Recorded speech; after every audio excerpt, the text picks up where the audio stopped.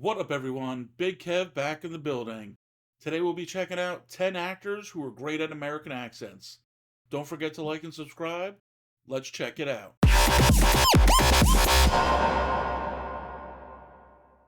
Alright, I'll be curious to see if I actually know all the actors on this list and if I've heard them all speak in their normal accent before.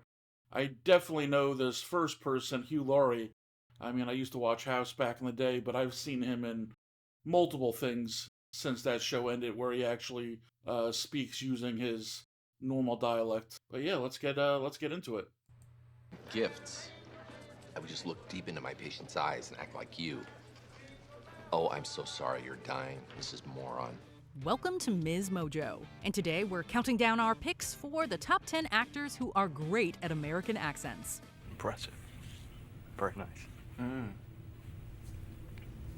Let's see Paul Allen's card. For this list, we're looking at actors who were born and grew up outside of the United States, but who have the ability to sound like they are native sons and daughters of the red, white, and blue. Are there any actors on our list that you didn't realize were not American? Let us know in the comments. Number 10, Margot Robbie. If you were a fan of Australian soap operas in the late 2000s and early 2010s, then you've always known that Margot Robbie was Aussie born and raised. No, he promised me he would be home for our special night. However, I don't know if I've actually heard her speak when not like in an interview or anything before. I mean, I don't know, has she done any movies that were big that were like in her normal accent? I'm trying to think of the movies that I've seen. I've seen some of the DC stuff and a few of her other ones over the years, but I don't think I've seen anywhere she's in her normal accent. odds are that most people who know Robbie from her breakthrough role as Naomi LaPaglia in The Wolf of Wall Street and as Harley Quinn in a number of DC films were not watching Neighbors in 2008. Hi, Naomi. nice to meet you. Naomi, nice to meet you. Nice to meet you. We've got an awesome place here. I don't think I've ever been in a house this big before. And not only did Robbie have many of us thinking she was born in the USA, but her range of American accents is even quite impressive. LaPaglia doesn't sound like Quinn, and neither sounds anything like Tanya Harding either. I never apologize for growing up poor or being a redneck, This was a good movie, I, Tanya. I enjoyed this one. which is what I am. Number 9, Millie Bobby Brown. There are probably stranger things, but for fans of the hit Netflix show, hearing Millie Bobby Brown speak in her natural British accent in interviews or in the Enola Holmes film I don't think I actually knew she was British. is probably I've seen Stranger Things, but I've never seen her in anything else. I've heard of Enola Holmes, but I've never actually seen it. still pretty weird. The corset, a symbol of repression Oh wow. to those who are forced to wear it. But for me, who chooses to wear it, the bust enhancer and the hip regulators. Of course, that just speaks to how solid her American accent chops are. She's getting married to Bon Jovi's son. I think I saw that recently. You ruined my day. Oh no! Did we embarrass you in front of your boyfriend? I want you to say sorry to me. From Stranger Things to Godzilla vs. Kong, Brown's ability to come across as American is impressive, especially at such a young age. How young? Go back to 2015 when an 11-year-old Brown put her British voice aside to appear in an episode of Modern Family. No, that's what you said about my mom's humidifier! Number 8, Andrew Lincoln. Doing a generic American accent is hard enough for some people, but for his role as Rick Grimes in The Walking Dead, Andrew Lincoln needed to get quite specific in his speech. She's good. She's good at turning off lights. Yeah, I knew he was English just because I remember when he left the show, he stated that he wanted to go back home to England to spend more time with his family, but I've never actually heard his normal accent before, because he definitely has a good American accent. Really good. I don't know when he sometimes forgets. The series starts off in Atlanta, Georgia, which means Lincoln, as Grimes, didn't just need to lose his British accent, he also needed to add a little southern drawl to his American voice. Broadcasting on Emergency Channel. We'll be approaching Atlanta on Highway 85. If anybody reads, please respond. To maintain the accent, Lincoln would keep his American voice going during filming, even when the cameras weren't rolling. In fact, he told The Independent back in 2013 that he was speaking in an American accent so much that his English accent didn't even feel natural anymore. I would have to say that one of the most memorable times was riding the horse into Atlanta. Oh yeah, he sounds a lot different in real life. Just because of the scale. Number 7, Damian Lewis. So weird hearing, them speak with their, their normal accents after years and years of watching them in something else. Same thing with Damian Lewis. I mean, I loved him in Homeland and Billions. I know he's done lots of other shows, especially over in England, but those are the two that I know him best for. Damian Lewis's first break came when Steven Spielberg cast him as U.S. Army Major Richard Winters in the 2001 miniseries Band of Brothers. It was also the first role that required him to speak with an American accent, and thankfully he was quite good at it. Who do you think will be taking over easy, sir? Moose Heiliger can command Easy Company. Lieutenant Heiliger would be my choice, sir. He's continued to show off his American voice on the small screen in high-profile series like Homeland and Billions. I think I showed up early on, sounding like Joe Pesci and sort of quite excited about doing a lot of And on the big screen, he's shown some variety. Yeah, I mean, he definitely sounds, you can definitely hear the difference, but you still hear a lot of his other American act. It's not completely, different. It's not as wild as some other people I've heard in the past before. Even being able to tweak his standard American accent to do a pretty convincing Steve McQueen in Quentin Tarantino's Once Upon a Time in Hollywood. I'm gonna tell you a story. She was engaged to him. Number 6, Christian Bale. Christian Bale was born in Wales, but grew up I've heard his British accent before. I've heard him in many interviews over the years. Most of his life in England. Either way, an American accent would seem to be the farthest thing from this guy's natural voice. And yet, can you remember the last time you saw Bale in a movie not speaking with an American accent? My name is Patrick Bateman. I'm 27 years old. I believe in taking care of myself. American Psycho was a good movie. From Patrick Bateman in American Psycho to Batman, Bale's made his living with his ability to transform himself and his voice for a role. And real-life portrayals haven't scared him either. Just look at and listen to Bale as investor Michael Burry in The Big Short and Vice President Dick Cheney in Vice. This is what I'm gonna do. I am gonna get a bank to make me one.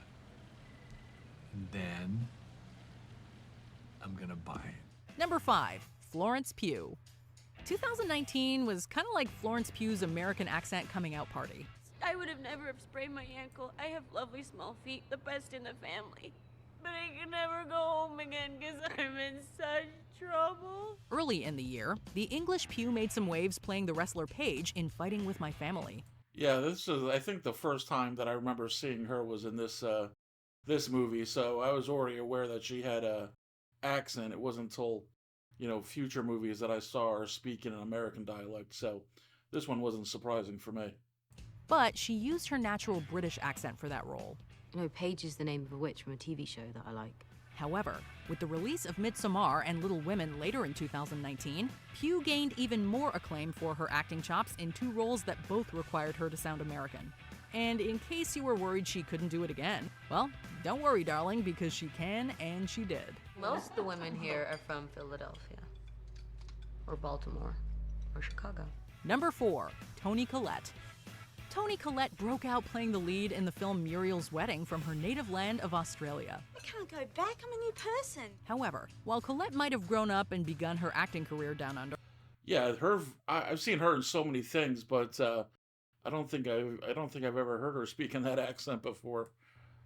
She's definitely made a name for herself stateside. Olive, Uncle Frank didn't really have an accident. Yeah, I didn't know. Was. Yeah, I didn't actually know she was an American. He. And much of it has been thanks to her ability to sound like she was, to quote Bruce Springsteen, born in the USA. Think Fooled me. Little Miss Sunshine and Krampus. In both films, Collette performs without even a hint of her Aussie roots coming through. She can even add a little rich person attitude to the accent if need be, as she did wonderfully in 2019's Knives Out. Also a good movie. Detective Blank, you said the investigation is ongoing. You made a point of that. Do you suspect foul play? Number 3, Daniel Day-Lewis. To say that Daniel Day-Lewis is great at doing American accents is quite possibly the understatement of the century.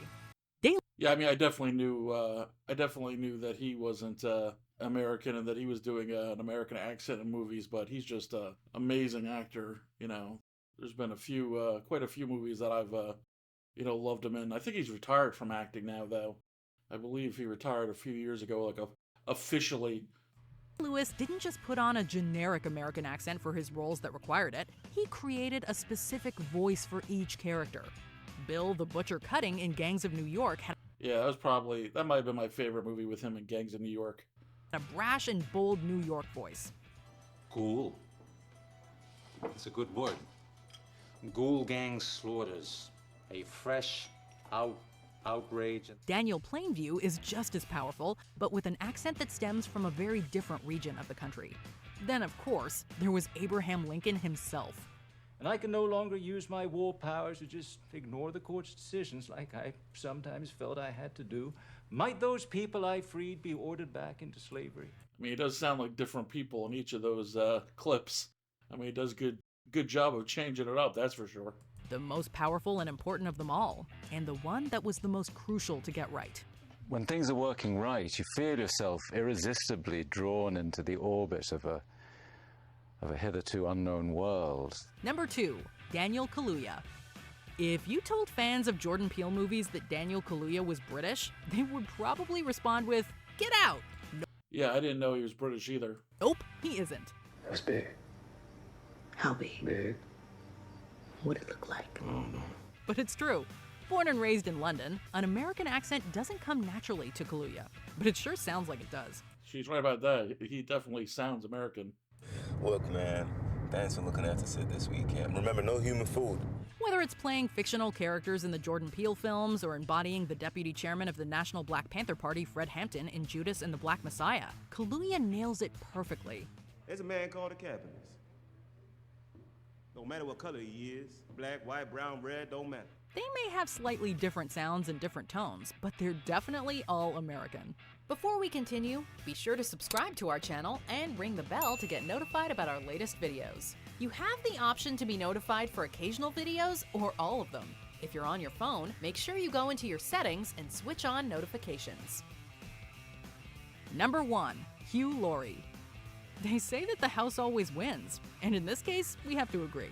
Just think about it. Excuse me. Yeah. If you're planning on doing that throughout the entire flight, please tell me now, so that I can take a sedative. Can you believe that the British guy sitting next to Rachel on the plane in the season 4 finale of Friends is the same guy who played American Dr. Gregory House for 8 seasons?